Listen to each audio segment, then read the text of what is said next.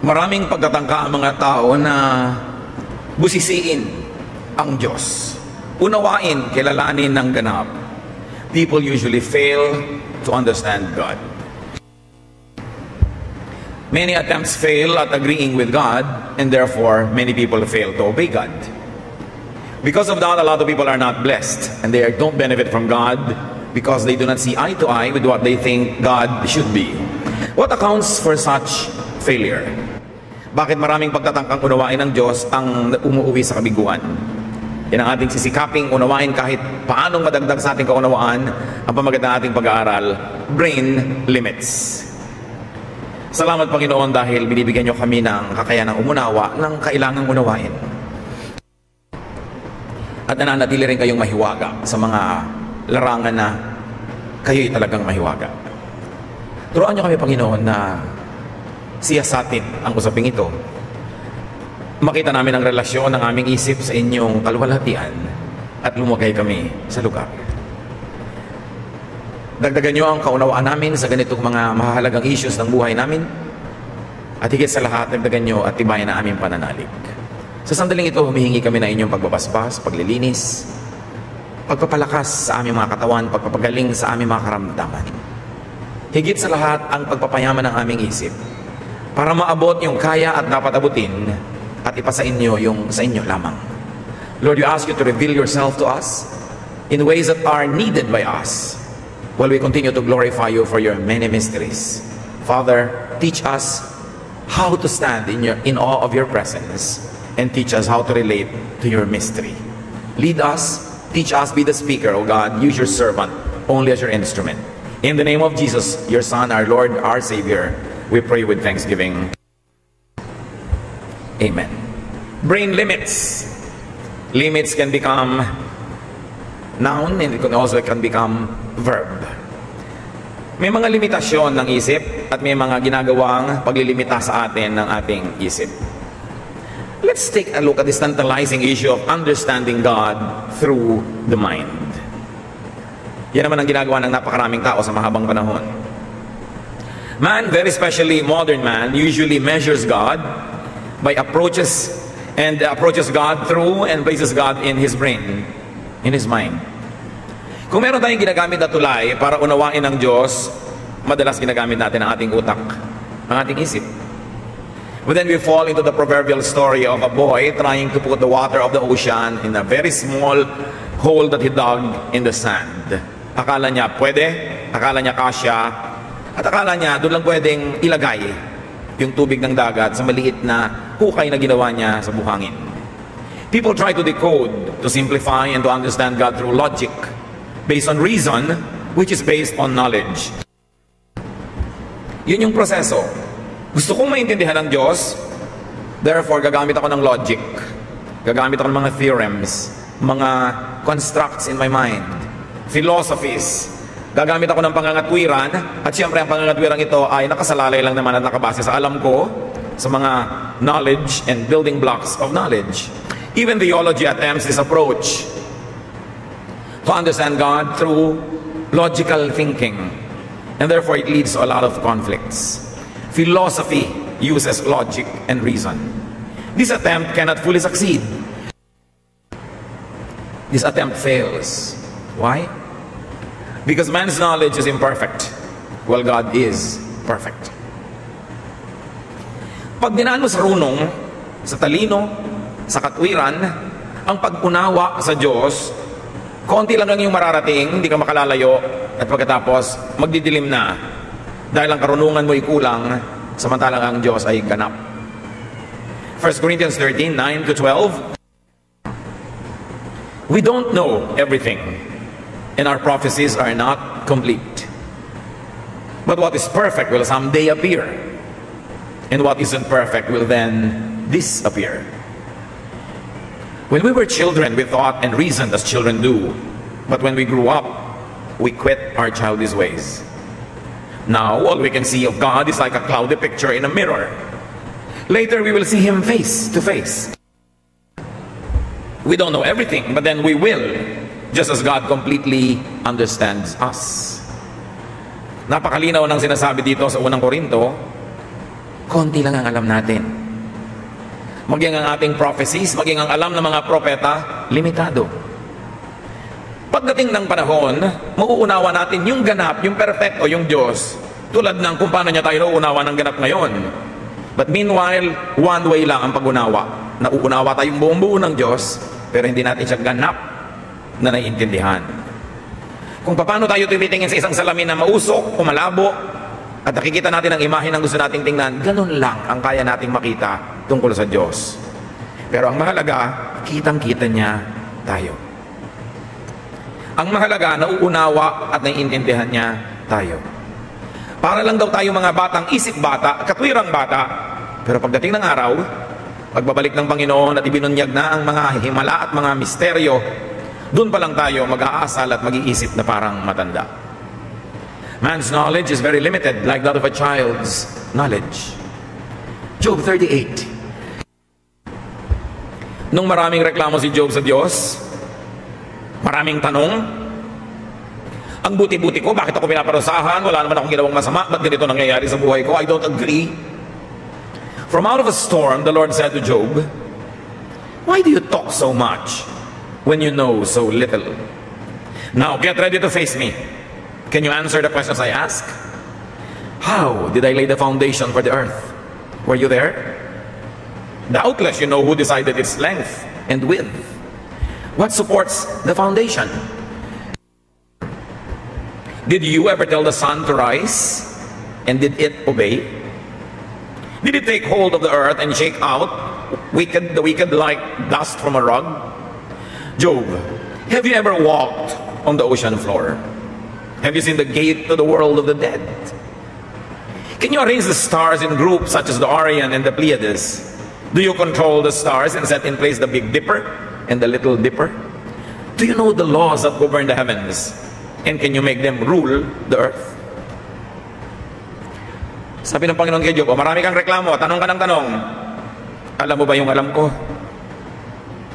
Nagawa mo na ba yung ginawa ko noon pa?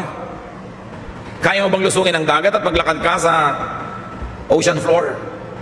Kaya mo bang utusan ng mga bituin na ayusin ang mga sarili nila? Of course, the obvious answer is no. Therefore, your knowledge is too limited to even discuss with me, much less to question me. Sino ka? Ano ang alam mo? Para magreklamo at magsabi ko ano ang dapat at ano ang tama. So do not even attempt to second guess God. Why else will the enterprise to understand God through the mind fail? Because man's thoughts are not the same as God's thoughts. Hindi pareho mag-isip ang Diyos at tao. Pamisa-misan, magkamukha. Pero madalas, hindi. Paano mo hahanapin sa Diyos yung katwiran mo? Katwiran lang yun ng tao. Iba naman ang katwiran niya. Isaiah 55:8. The Lord says, my thoughts and my ways are not like yours. So to try to correspond with God, thought to thought, idea to idea, will fail. Why else will understanding God come short? Because God's standards are not the same as man's standards. Ibang mag-isip ang Diyos at iba ang mga panukatan ng Diyos. Iba sa Kanya ang matagal, iba ang mabilis, iba ang mahaba, iba ang maiksi. 2 Peter 3:8, dear friends, don't forget that for the Lord 1 day is the same as 1,000 years, and 1,000 years is the same as 1 day. Magkaiba tayo ng pananaw sa panahon, sa espasyo, sa lahat-lahat. Psalm 90 verse 4, but 1,000 years mean nothing to you. They are merely a day gone by or a few hours in the night. So God's ways are higher and deeper than man's ways. Isaiah 55:8-9, the Lord says, my thoughts and my ways are not like yours. Just as the heavens are higher than the earth, my thoughts and my ways are higher than yours. Napakainam paulit-ulitin para paalalahanan tayo mga taong pinipilit sukatin ng Diyos sa ating panukat at pinipilit na ang katwiran ng Diyos ay maging kung ano ang ating pangangatwiran. Psalm 92 verse 5, you do great things, Lord. Your thoughts are too deep. Yun ang dapat nating sabihin sa Diyos, mahiwaga po kayo. At di ako maglalakas ng loob o mangangahas na sukatin kayo. Much less to disagree with you. Or try to correct you and say, Lord, bakit siya pa po ang namatay at hindi si ganon? Bakit ako pa ang nagkasakit at hindi siya? Bakit ganito at ganon? Bakit yung taong yun hindi naman mabuti? Bakit siya gumiginhawa? Ba't ako hindi? Iba ang iniisip natin sa iniisip ng Diyos. The intellectual and logical approach to God only brings quarrels among people of various schools of thoughts. Kaya nagkakagulo ang relihiyon eh. Kaya ang pinakamagulong larangan, relihiyon, lahat ng bagay na may kinalaman sa Diyos. Kasi nagkakagulo yung mga tao kung paano uunawain ng Diyos, kung paano bibigyan ng kahulugan yung sinasabi ng Diyos, kung paano i-apply sa buhay, at kung paano i-interpret. The intellectual approach to God only brings frustration because you cannot. It only brings doubts, disenchantment, even skepticism and disbelief. I cannot understand God, therefore God is wrong. I cannot see God, therefore God does not exist. I do not agree with God, therefore God is unjust. Ganun ang inaabot ng mga taong puro isip lang ang ginagamit. But doubt and skepticism and disbelief result in grave loss. Yung isip ng isip tungkol sa Diyos, yung gustong distrongkahin yung Diyos sa parang Lego, ikabit, buuin, tanggal-tanggalin ang mga parts na akala mo science experiment, sila ang nalulugi. Dahil kung ang wakasan ng kanilang mga paghahanap duda, kawalan ng pananalig, lugi sila. Dahil ang tunay na mayaman ay yung nananalig. Ang tunay na kayamanan ay pananalig, because faith can move mountains. Faith can even heal you of your infirmities when you truly believe. God said with faith, nothing is impossible. But without faith, nothing can be done. And without faith, it is impossible to please God. So if your inquiry, based on logic, based on human reason, based on human standards, will only lead to confusion. And later on, to the weakening of faith or to the loss of faith, kawawa ka naman. Paano ka harap sa kamatayan kung wala kang pinaniniwalaan? Paano ka harap sa mga mabibigat na dagok ng buhay? Paano ka haharap sa katotohanan ang lahat ng tao'y mamamatay? Hebrews 11:6. But without faith, no one can please God. We must believe that God is real and that He rewards everyone who searches for Him. So sasabihin na iba, yung pala searching, so I'm searching. Why will I not be rewarded? Yes, but how will you search? Will you search through the mind? Will you search through the logic, through reason, or through something else? Tayo pong mga tao ay mayroong tatlong elemento: body, soul, spirit. The body is that which takes from the earth, which is from the ground, which goes to the ground when we die. Soul is our emotion, our personality, which is based on thought, which is really based on the mind. How you think, that becomes your personality. And that also dies, apparently, when the body dies. And then we have the spirit, which is from God, which returns to God. If you want to correspond with God, you cannot correspond through the body. The body is very limited. Although, we can correspond with God up to a point. You want to correspond with God, you cannot correspond with God fully through the mind. Because the mind is limited. How can a created mind, how can a finite mind totally comprehend an infinite God, an infinite creator? So, you will go to a dead end when you use your brain to understand God. And when you use your brain to try to connect with God, it's going to be very limited. Thoughts, reason, theology, philosophy can only go so far. But you want to correspond with God through your spirit, because the Spirit of God is in you, and you are the temple of the Holy Spirit. Sabi nga sa Romans 8:28, you don't even know how to pray, but the Spirit helps you by interceding and praying for you. It means that your brain does not know what to pray for. Your thoughts cannot know what really God wants to give you and what you should be praying for. Therefore, the Spirit bypasses your brain, your reason and your logic, and your spirit connects directly with the Spirit of God, and there is correspondence between the two worlds, heaven and earth, through your spirit and the Spirit of God, not through your mind, not through your body. You are body, mind, and spirit. You are body, soul, thought, and spirit. At yung pagtatangka na makarating at maunawa ang Diyos sa pamamagitan ng physical or mental procedures will never yield so much. That's why it is important to develop our spirituality. Sabi sa James 1:6 kung gaano kahalaga ang pananalig. When you ask for something, you must have faith and not doubt. Anyone who doubts is like an ocean wave tossed around in a storm. Hindi sinabing you must have knowledge. You must know what to ask for. You must know how to ask. Sabi, you must have faith. It is faith that connects us with God, not knowledge. Although up to a point, knowledge is important, especially if you like to communicate the faith, if you like to communicate the teachings of God, you need knowledge. But in your personal relationship with God, what matters is your spiritual communication. Why else will understanding God fail? Because understanding God is not man's business. Hindi naman tayo inutusan ng Diyos na unawain mo ako eh. Ang utos sa atin, sundin mo ako. Para mga bata, may inuutos ang magulang, hindi naman nila laging nauunawa kasi bata sila. Mabuting sumunod na lang sila. Pagtanda nila, tsaka lang nila malalaman, ay tama pala si nanay, ay tama pala si tatay. How could a finite mind comprehend the infinite God? How could a created brain contain the Creator?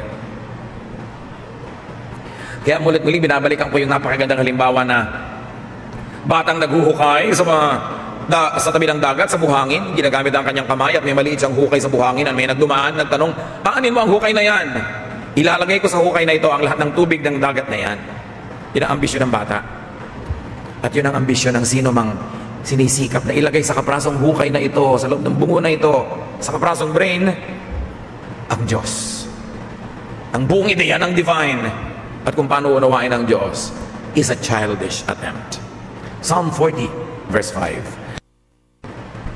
You, Lord God, have done many wonderful things, and you have planned marvelous things for us. No one is like you. I would never be able to tell all you have done. Yun ang magandang ma-realize. Hindi ko po kayang bilangin lahat kasi mga ginawa nyo. Hindi ko kayang sukatin yan. Sobrang kahanga-hanga. Sobrang dapat na lamang na ipagbunyi, ipagdiwang. Pero para isa-isahin kong bilangin, hindi ko kaya yan. Psalm 139 verse 18, I try to count your thoughts, but they outnumber the grains of sand on the beach. I try to understand you, but I cannot. John 21:21-22, when Peter saw the disciple, he asked Jesus, Lord, what about him? Jesus answered, what is it to you? If I want him to live until I return, you must follow me. May issue dito. Nagtatanong si Pedro tungkol kay John the Beloved. Eh siya, ano mangyayari sa kanya? Sabi ni Lord, ano ngayon sa'yo? Kung anong balak ko sa kanya? Kung balak ko manatili siyang buhay hanggang bumalik ako, that's my business. Huwag mo na yung panghimasukan. Sumunod ka na lang. Huwag ka na magtanong. Huwag ka na mag-isip. Hindi kaya ng utak mo yan. Sumunod ka na lang. Darating ang panahon, mauunawa mo rin lahat. Kung ang espiritu mo ay nakalaya na sa katawan, kung ang espiritu mo nakalaya na sa utak, sa isip, sa bias mo, sa mga alam at hindi mo alam na nakondisyon dahil lang sa utak mo, that your knowledge-based consciousness, which is very limited, when you die, your spirit will be free from all this, things will be revealed to you. But for now, just believe and obey. Noong si Moses ay kinausap ng Diyos, naglakas loob at nangahas si Moses na usisain kung anong pangalan ng Diyos. Alam nyo kasi, pag nalaman mo ang pangalan ng isang tao, parang nabihag mo siya. Alam mo kung ano yung karakter niya, alam mo kung saan tribu siya galing, alam mo kung anong apelyido niya, alam mo kung sino magulang niya, alam mo kung anong mga sakit ng pamilyang ito. In other words, nalalaman mo ang maraming bagay para makontrol ang isang tao pag alam mo kanyang pangalan. Kaya nga yung mga Kastila noon, hirap na hirap tandaan ang mga pangalan natin at hirap na hirap tayong sundan nila dahil palipat-lipat ng mga tinitiran yung mga Pilipino para huwag nila laging mautusan, huwag mabuwisan. Nag-utos sila, bigyan ng Spanish names lahat ng mga Pilipino na yan. So kung taga-Bacon, Sorsogon ka, lahat ng apelyido nyo, letter D ang simula. Kung ganitong bayan ka, lahat ng apelyido, letter L, para pag nakita yung pangalan mo, alam mo, taga-Bacon ka, no? Nakokontrol ka kasi alam ang pangalan mo. Moses asked God about his name. Isang malaking kapangahasan. Exodus 3:13-15. Moses answered, I will tell the people of Israel that the God of their ancestors worship, that the God their ancestors worship has sent me to them. But what should I say if they ask me your name? God said to Moses, I am the eternal God. So tell them that the Lord, whose name is I am, has sent you. This is my name forever, and it will be the name, it is the name that people must use from now on. Nagbigay ba ng pangalan ng Diyos? No. Sabi niya, ako ay kung sino ako. I am who I am. Huwag mo nang urirati na pangalan ko. No name. Why? Because a name limits. Di ba pagka nakita mo yung pangalan, halimbawa ng isang tao, alam mo, ay Chinese, ay Japanese. Pagka sinabi halimbawa, ganito yung pangalan niya, alam mo ang ethnicity. But God is beyond all that. So ang tawag na lang ng mga tao sa kanila, the Lord. Dahil yung pangalan di binigay. Kaya din ayaw ng Diyos ang imahen. Pag binigyan mo siya ng imahen, pipili ka, black ba o white ang skin niya, kulot ba o straight ang buhok niya, matangos ba ang ilong mo pango, malilimit. No name, no image. Because God is infinite. God is beyond name and beyond image because He is eternal. So sabi niya, I am who I am. Now, when you not only attempt to give God a name, but to put Him in a box, to explain Him through philosophy or theory or theology, you actually vulgarize God and you reduce God.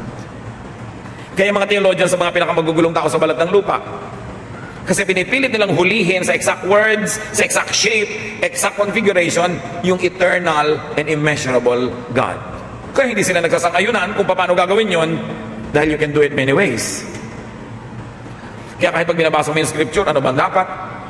Binyag ba na buhos, wisik, lubog? Actually, kung babasahin mo lahat yung verses, lahat yun pwede naman eh. Dahil magkakasya yung reading mo sa mga nakasulat. So, nagkakagulo-gulo ngayon yung mga relihiyon kung anong gagawing binyag, kung anong gagawin ganito at gagawin ganon. Kasi sobrang ipinapako sa salita, ipinapako sa ideya, sa teorya, yung dapat sana'y lumulutang na malakalapaap na katotohanan, ipinapako nila sa lupa at ginagawa nilang sobrang solid. Therefore, hindi rin tuloy maka-adjust. Acts 1:7, He said to them, it is not for you to know the times or dates that the Father has set by His own authority. O, gusto rin ng mga taong ipako ang Diyos kung kailan babalik si Jesus, kailan maggugunaw ang mundo, etc. etc. Sabi sa kanila, no, hindi yan para sa inyo malaman. Huwag nyo nang alamin yan. And yet, sa kabila ng malino na turo na to, marami pa rin yung naglalagay ng dates. Katigas-tigas ng ulo ng tao, gustong ipako yung Diyos na darating si Jesus sa ganitong araw, sa ganitong petsa. Pag hindi dumating, kasi hindi kayo naniwala, so hindi tuloy dumating, so kayo may kasalanan. Mga palusot. Kasi ipapako mo, hindi mangyayari. Di ano mangyayari, so napapahiya ka. Matthew 19:26, Jesus looked at them and said, with man this is impossible, but with God all things are possible. So what is Jesus saying? That man is gravely limited. Nung kinausap ng Panginoon si Nicodemus, sabi ni Lord sa kanya, you must be born again. John 3:9-10, how can this be? Nicodemus asked. You are Israel's teacher, Jesus said, and you do not understand these things.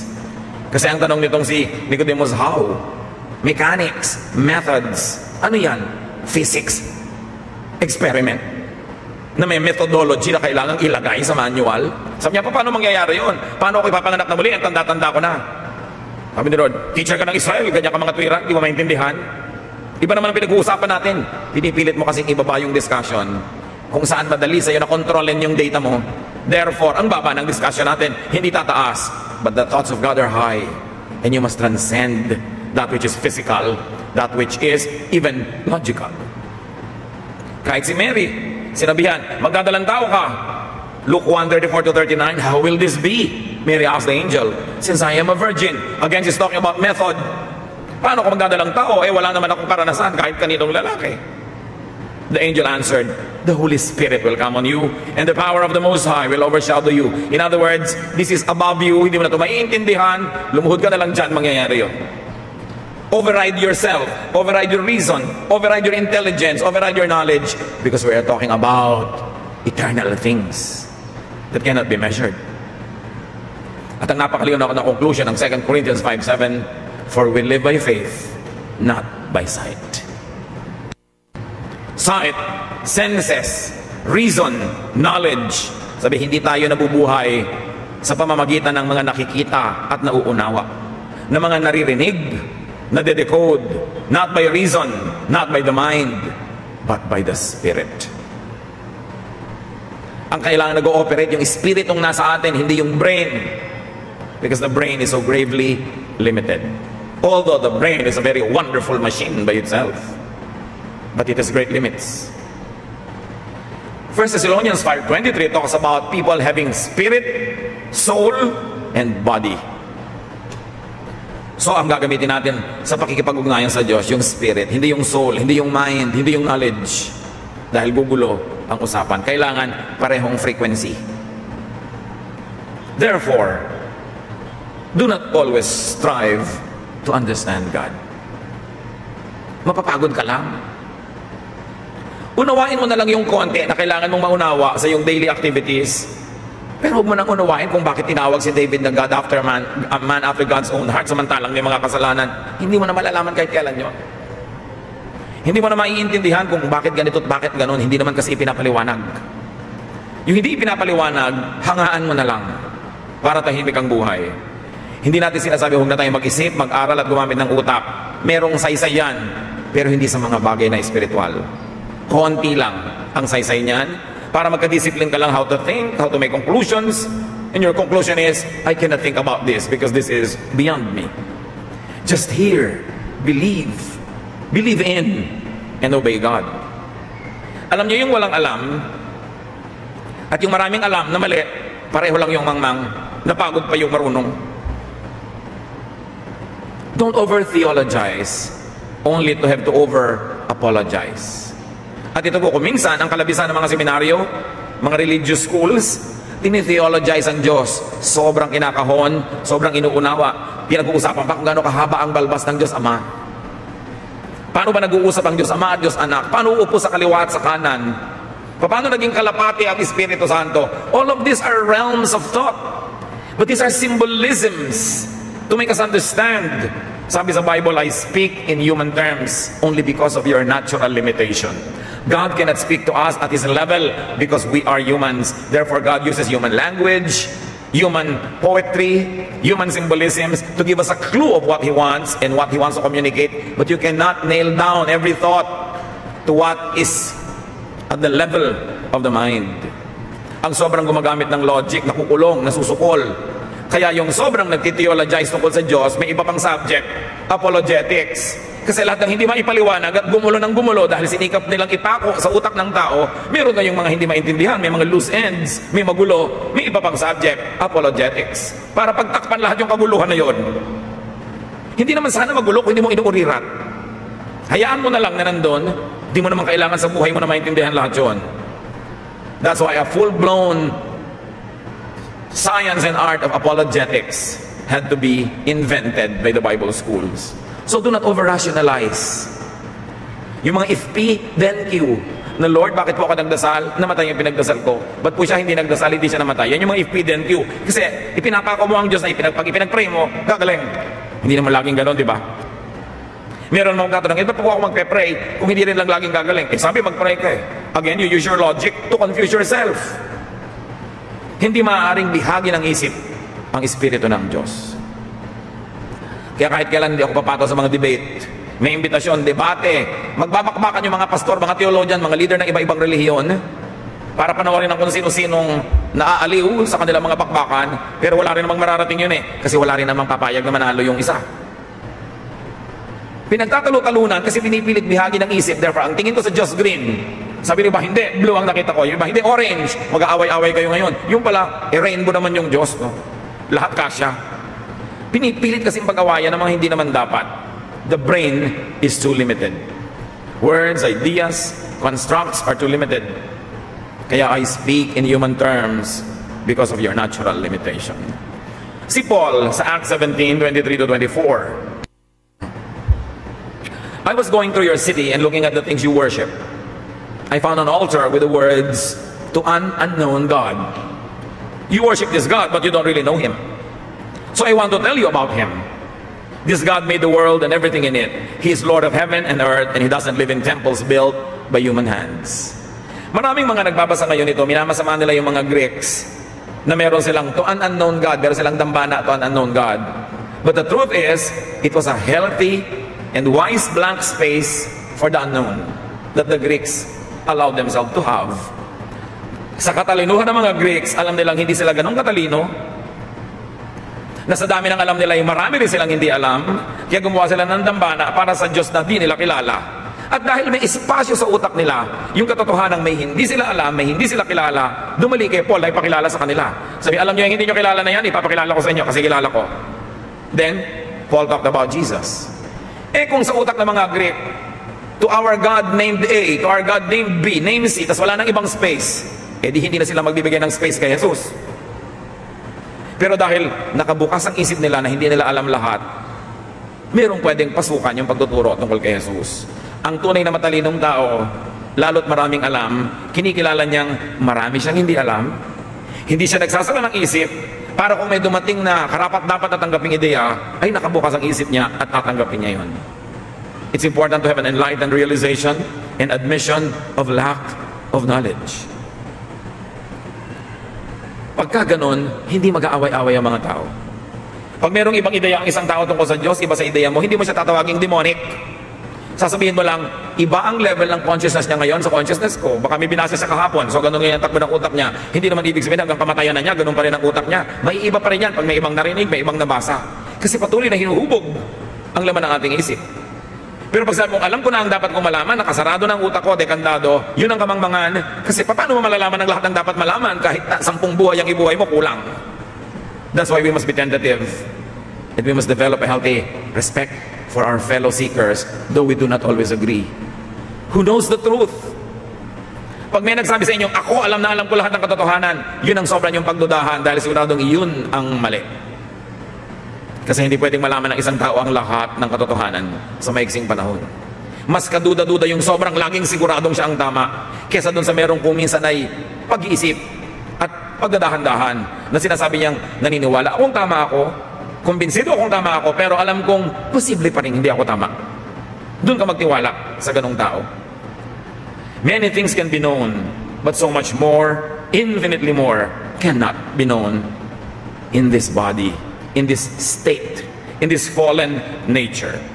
Spiritual things especially can only be revealed by the Spirit of God to your spirit. Kaya sabi ng Romans 8:28, you don't even know how to pray. Your mind does not know, but your spirit prays for you. The Holy Spirit prays for you. The Holy Spirit connects with your spirit, and with or without the consent of your mind, prayer is said. Yun ang praying in the Spirit. Most of the time kami, kasi we only pray with the mind. Kaya kumisan yung prayer natin, parang shopping list, sobrang logical, may mga ililista, lahat nakapray. Hindi naman masamang gawin yun, pero hindi lang ganun ang prayer. It's not only a mental exercise. There are times when you have to empty yourself of your thoughts and allow your spirit to communicate with the Spirit of God. When you have no agenda and you just lay still and you hear the Word of God, not through your ears, not through your brain, but through your spirit. At ito ang kulang na development sa mga Kristiyano, spiritual development. Meron lang tayo mental development, intellectual development, theological development, na ang wakas ay gulo, away, competition, because the mind is very little. Physical temples cannot contain God. Neither can the brain, which is another physical temple, contain God. So just enjoy the wonder. Believe. Faith is precious. Pag may doubt, transcend the words, transcend the ideas and the logic, transcend the laws of nature that you know, and let the Spirit lead you, not the mind leading you.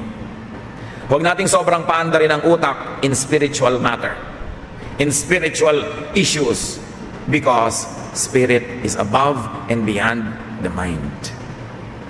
Hindi patalinuhan. Kaya mga maraming tumatalino nagiging atheist eh. Kasi hindi makontain ng utak nila yung Diyos, therefore walang Diyos. Hindi kasi kasya. Ang liit kasi ng utak. Non-belief or unbelief only lead to hopelessness and fear. The way to God is through the Spirit, not through the body, not through the soul, not the mind, not the thought. Romans 8:26. In certain ways, we are weak, but the Spirit is here to help us. For example, when we don't know what to pray for, the Spirit prays for us in ways that cannot be put into words. So nakikita nyo, bypass. Di ba kung may mga bayan na masisikip, may mga kalsada na bypass, diversion road. Hindi na dumadaan sa bayan, dadaan na sa mga bukid para makarating doon sa susunod na pupuntahan, hindi na abala. Sabi, ganun din naman nanalangin. Yung espiritu nyo, hindi na dumadaan sa utak nyo, dumidiretso sa espiritu ng Diyos, kasi hindi naman alam ng utak nyo what to pray for eh. The mind does not know it. So let our spirit, let God's spirit in us correspond with God, not only our brain, but up to a point. We can connect with God through knowledge, through logic, but don't expect it to give you all the answers. Don't expect it to satisfy all your curiosity because you are using the wrong tool. Paano kayo gugupit ng isang tela ay ang hawak nyo, halimbawa, ay martilyo? You can only succeed up to a point. But the tool to get into the spiritual world, the tool to understand the Spirit, and the tool to be ministered to by the Spirit is our own spirit, not the mind. Because the brain has limits. The brain is a gift for us. Gamitin natin para matuto tayo kung paano gumawa ng bukayo, paano magmina ng ginto, paano gumawa ng tulay, pero hindi yan ginagamit para unawain ng Diyos. It's an altogether different game. Develop your spiritual correspondence with God beyond the brain, despite the brain, and therefore transcend the doubts and the questions and move on in faith so that what God has in store for us can happen, and we will develop not only our faith in God, but also our faith in humanity, in other people inhabited by the Spirit of God. And then, of course, even when death comes, we will not be sad or bitter or afraid because our spirit is already connected with that which is eternal. Ama namin, patatawarin niyo po kami kung minsan sobrang kami nagagaling-galingan, nagrurunong-runungan, eh mali naman at kulang yung tools namin para kayo maintindihan. So turuan niyo na lang kami, Panginoon, na alamin kung ano yung useful sa daily life. At yung mga hiwaga, mga misteryo nyo, ireserba na lang naming maunawa pagdating ng panahong ipagkakaloob nyo na sa amin. At ibubunyag at ihahayag nyo sa amin ang walang hanggang karunungan nyo. Meanwhile, for now, O God, allow us to use our thoughts, our brains, progressively, productively, and even in a spiritual way. That our body, our thought, our mind will become your servants. Teach us to know you beyond thought, but through our spiritual experience. Pagbulay-bulayan natin mga kapatid na ilang sandali pa, tingin natin sa Panginoon yung kanyang personal na paghipo sa atin. Para kung ano man ang mga tanong natin nagpapagulo lang, ay maiwan na natin sa isang tabi at ipagpatuloy natin ang paglago ng ating espiritu.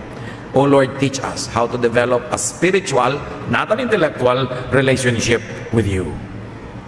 Sandali tayong makinig sa mga iniudyok pa ng espiritu na marapat nating gawin.